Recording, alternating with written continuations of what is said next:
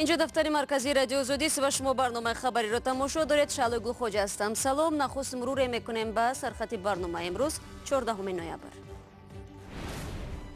بازگشت پیروزمندانه پهلوانان توجیک به وطن. هواداران آنها را در فرودگاه پیشواز گرفتند. قهرمانی نوی جهان درباره غالبیتش حرف زد. پدر مهربانم که چندین سالها آرزوی این مدال را داشتند، به امر خدا این آرزوی آنها جامعه عمل پوشید. در انتظار حکم دادگاه مسکو با گذشت 2.5 سال از زنازنی خونین در آرامگاه خوانسکی حکم خود را نسبت تشکیل کنندگان درگیری اعلان میکند. و قرار ناگهانی بستن بازار تاجران را در شهر کولاب غافلگیر کرد. مسئولان بازار سپارش از بالا را پیش می‌آورند. سوداگران حیرانند که به کجا بروند. تو ما را چی نکردن؟ نگفتن که شما را ما میخیزونیم. ما یک بودکین 6-7 صغیره نگاه میکنیم. شب 14 نوامبر ورزشکاران توجیک بعد پیروزی در سبقت جهانی اوید به سامبو به وطن برگشتند. پهلوانان توجیک توانستند در حساب عمومی دستاوی جای نمایان را اشغال کنند. گذشته از این یکی از پهلوانان توجیک خوشقدم خسروف در وزن تا 62 کیلوگرم عنوان قهرمان جهان را صاحب شد. نرزلوی لطیف و امردین اولیموف نیز در قطار پیشوازگیرندگان در فرودگاه بین المللی شهر دوشنبه بودند. این شام صحن فرودگاه دوشنبه سرودان بود. والدان و دوستان و صدها نفر دوستداران ورزش به پیشواز خوشقدم خسروف و همدستگان او آمدند.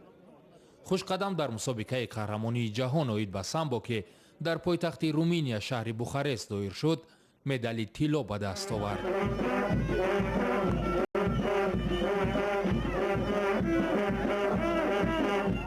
خوشقدم در سبقت سامبوی ورزشی در رقابت‌ها در وزن زیر 62 کیلو بعد 4 پیروزی بر رقیبانش از دومینیکان، بلغارستان، گرجستان و اوکراین به فینال برآمد. او در قوازمایی نهایی روسلان بگداساریان روسیایی را شکست داد و برای اولین بار با عنوان قهرمان جهان دست یافت. این مدال طلا را من اولا به هدیه به استاد عزیزم و به پدر مهربانم که چندین سالها آرزوی این مدال را داشتند، به امر خدا این آرزوی آنها جامعه عمل پوشید. در مسابقه قهرمانی جهان در بوخارست ورزشکاران توجیک در عموم صاحب 4 مدال شدند و در بین زیاده از 80 کشور در حساب عمومی دستاوی مقام سوم را اشغال کردند. بجز از مدال طلای خوشقدم 3 مدال برنجی را اکمال‌الدین کریموف، بهروز خواجه‌زاده و سوربان لطیپوف به دست آوردند. برای مدال برنجی با پهلوان ازبک خوازمایی کردم و سزاوار مدال جای سوم گشتم و کوشش میکنم که در آینده باز هم خیلی پرچم بردار دولت و ملت باشم. خوشقدم خسروف در چندین مسابقه ها سزاوار محمد شریف سلیمانوف استاد خوشقدم که نتوانست به بوخارست سفر کند، میگوید رقابت شاگردش را در دور نهایی با احساس تماشا میکرد. وقتی که در قوازمایی نهایی قوازمایی کردن چنان وایشتیم به طاقت شدیم 10 ثانیه ماندن آبی چشم من برآمد. در اوجا ناصر بازار مربی داوودو داشت، اکمال‌الدین سکونتی میکرد. تمام مردم توجیان این نوا را تماشا میکردن. از دیگر دولت ها من زنگ زدن وقتی که غلبه کرد، از امریکا، از گرمانیا، از همونجا شاگردان ما گریه کرده به خدا زنگ زدن. ضمناً در تاریخ ورزش توجیک خوشقدم خسروف بعد سید مومن رحیموف و بهروز خواجه‌زاده سیومین ورزشگر تاجیکستان است که مدال طلای قهرمانی جهان را اوید به سامبوی ورزشی به دست آورده است. رو می‌ریم به موضوعهای دیگر. دادگاه شهر مسکو در دوام روز حکم تشکیل کننده های زنازنی خونین در قبرستان خوانسکی را اعلان می‌کند. این درگیری مرگبار 2.5 سال پیش با شرکت ده‌ها تن صورت گرفت. نمایندگان گروه جنایی از مردکاران توجیک طلب کردند که به آنها حق بسپارند. بحث دو طرف به زنازنی و تیرپرانی پیچید و چندین نفر را کشته و زخمی بر جای گذاشت. حالا در کرسی عیبداری کیها نشسته‌اند؟ طاهری سفر معلومات می‌دهد. الکساندر چابویف سردار سابق منطقوی مؤسسه ریتوال و الکساندر بوچرنیکوف رئیس سازمان ورزشی و تشکیل صد و خورد بزرگ در سال 2016 متهم شوند.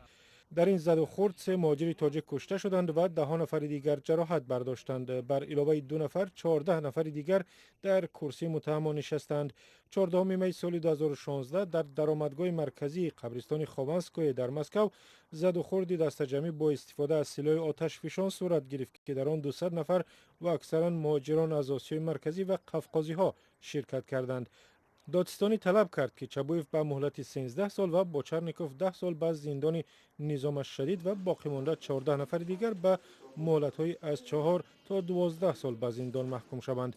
به عقیده دادستانی چبویف و بوچرنیکوف برخوردی دست جمعی را تشکیل کردند تا اینکه مهاجران تاجیک را از قبرستان خوانسکوی بیرون کنند. شاهدان گفتند که ماموریت قبرستان از مهاجران کاری تاجیک طلب می‌کرد از 50 تا 90 درصد درآمدشان را به آنها بدهند.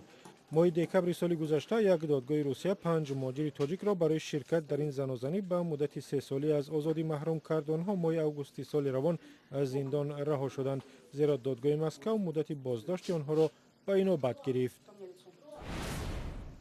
شما برنامه خبری رادیو آزادی را تماشا دارید. پزشکان تاجیک در ولایت سوخت برای زنده ماندن یک وکیل تیرخورده قرغیز مبارزه میبرند.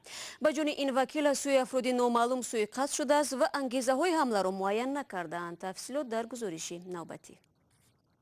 قوبانیچبک بیانов депутат مجروح قرغیز در حال انتقال یافتنش به بیمارخانه ناحیه باباجان غفورов نام حمله‌ور را به نزدیکانش گفته است. وقتی او را به بیمارخانه می آوردند نام یک نفر را به زبان آورده است. قوبانیچبک بیانов وکیل مجلس محلی از دهه لیلک قرغیزستان را تخمینا ساعت 11 شب 5 نوامبر در حال بیهوشی به بیمارخانه آوردند. او از تخت پشتش زخمدار بود. قوبانیچبک بیانов حالا در شعبه احیاگری قرار دارد و تا حال به خود نآمده است. طبیبان نزدیکانش را هنوز برای دیدن او اجازت ندادند. غیرتبک بیانов برادر کلانی قوبانیچبک در صحبت با رادیوی آزادی نقل کرد که برادرش را شخص نامعلوم در نزد منزل زیستش از اسلحه شکاری پرانده است. او از کار برگشته از این پایه به خانه‌اش بالا میشد که از عقب تیر زدند.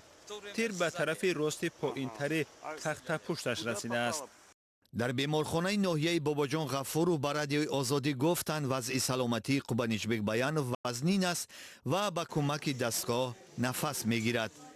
پیوندان قوبانیچبک میگویند از تلاش طبیبان تاجیک راضی‌اند. تشکر به طبیبان تاجیک، همه کاری از دستشون می اومده را کرده ایستادند. حالا برای ما چیزی از همه مهم صحت شدن برادرم است. قضیه حمله به قوبانیچبک بیانov را مقامات قرغیز تدقیق دارند. برنامه را ادامه می‌دهیم. یک تصمیم حکومت محلی باعث ناراضگی تاجران بازاری در شهر کلوب شده است. طبق سپارش مقامات باید در مکان فعالیت آنها توقفگاه بنیاد شود، ولی تاجران میگویند به هنگام گرفتن تصمیم نظر آنها پرسیده نشده است و آنها را در روبروی مشکلاتشان تنها میگذارند. محمود جان رحمتزاده با تاجران بازار صحبت کرد و گزارش را شادمانی یتیم تهیه نمود.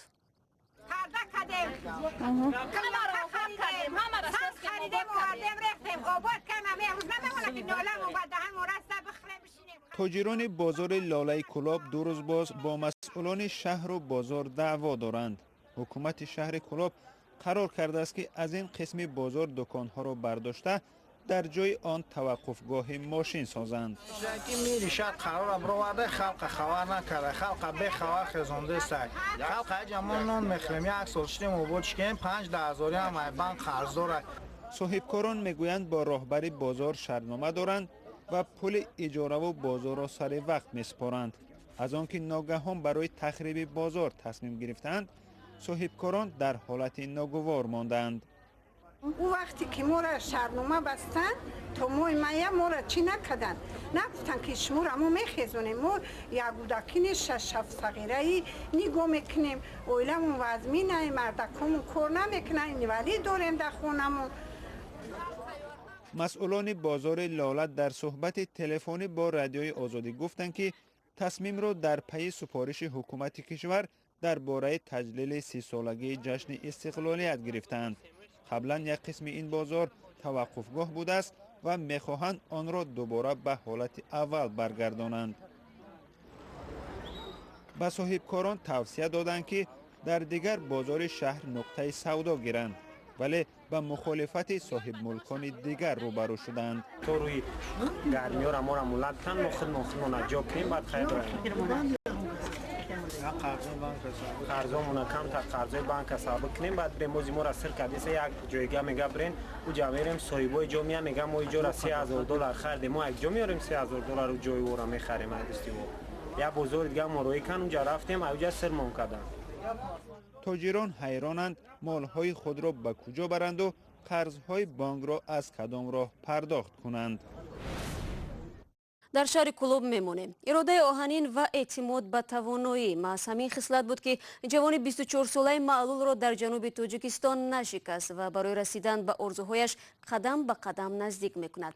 تلاش‌های خسته‌ناپذیر قهرمانی ما باعث آن شد که امروز در برابر همکاران سالمش کار و فعالیت میکند و به نفرانی که امکانات محدود دارند درس میگوید. سرگذشت داوود را که واقعا آموزنده و شایسته تحسین است از رستم جونی میشنویم. وزیر معارف پیشنهاد اومده من گفت که امکانات محدود که داری ممکن است تر خونه مکتب پیش کردم. سال 2015 تلاش‌های دانش آموزی داوودی 12 ساله خاتمه می‌یافت. اگر بیبیش پافشاری نمی‌کرد دوباره به مکتب نمی آوردش. مگرستان مولدن پایلی چه سریلیت ایرم خوندم. هر صبح چون دیگران داوود به کار می رود او بعد ختم دانشگاه کولاب در مرکز زرشیده بانو به معیوبان درس کامپیوتر می دهد. هدف من میگه که باید هر یک معیوب باید بخونه بدونه چی نیست. او میگوید شخصان امکانیتشان محدود حقوق به زندگی همرنگ دیگران را دارند. باید نظر مردم به آنها تغییر یابد. برای که بسیار کودکان معیوب در خانه‌شان اتاقشون ارکا کردگی در خانه‌شون شتاگی خوابن. اما فکر نمیکنن که وقتی که پدر مادرشون که میگذره بعد او را پدر کی نگاه میکنن. داوود نقل میکند او را در مکتب و دانشگاه برای معیوبیش طعنه میزدند اما او را نشکستند. معلمان میگفتن که بخونه دانشگاه من بود تمام نکی من کوشش کردم که مخنه بچه من وارد کنم. او سواری عرابچه معیوبی به مکتب می رفت آن را کنار گذاشت و قدم زد. در دانشگاه نیز او را به تحصیل فاصلوی گرفتند اما باز هم نخواست از دیگران فرق داشتنش را بپذیرد. داوود 3 ساعت کار می کند. برای شاگردانش مثال روشنی است که توانسته با چسب و تلاش ها به اینجاها برسد. داوود جان می تواند ما نمی توانیم. ما هم از همون امکانیت ها ما محدودیم که اونا دارند. بیبی داوود میگوید دایم نگران تقدیر او بود. پدر و مادرش او را سراغ نمی کنند. هر یک پای زندگی خودند. داوود بعد از سر زدن به دهها اداره های دولتی کار یافت و بیبیش آرام گرفت. امروز به مقصدش رسید دیگه توکلش به پروردگار کریم. روز تا 6 شاگرد به درس داوود می آیند. میگوید معلمی کار سخت است اما میخواهد شاگردانش معیوبیشان را مانعی برای رشد و رسیدن به آرزوها نبینند. پرزیدنت تاجیکستان در راستای به فعالیت آغاز کردن چرخه اول نیروگاه راغون به شماری از متخصصان و کارگران این نیروگاه مکافات‌های دولتی داد. امالی رحمان امروز در قصر ملت به بیش از 100 نفر از جمله اردن شرفی درجه 2 و مدال خدمت شایسته را تقدیم نمود. خب بینندگان عزیز، چرخه اول نیروگاه راغون 16 نوامبر به استفاده داده می شود و همکاران ما از رسم مراسم به استفاده داده شدن چرخه اول گزارش تهیه می کنند و ما برای شما پیشنهاد خواهیم کرد. 15 دقیقه برنامه خبری به پایان رسید ولی با استفاده از وبسایت رادیوی آزادی و کانال ما در یوتیوب با شما با خبر و گزارش های بیشتر از این دسترسی پیدا خواهید داشت. تماشای نوید بامدادی را صبح بر وقت فردا فراموش نکنید. سپاس برای همراهی و تا ملاقات بعدی. خدا نگهدار.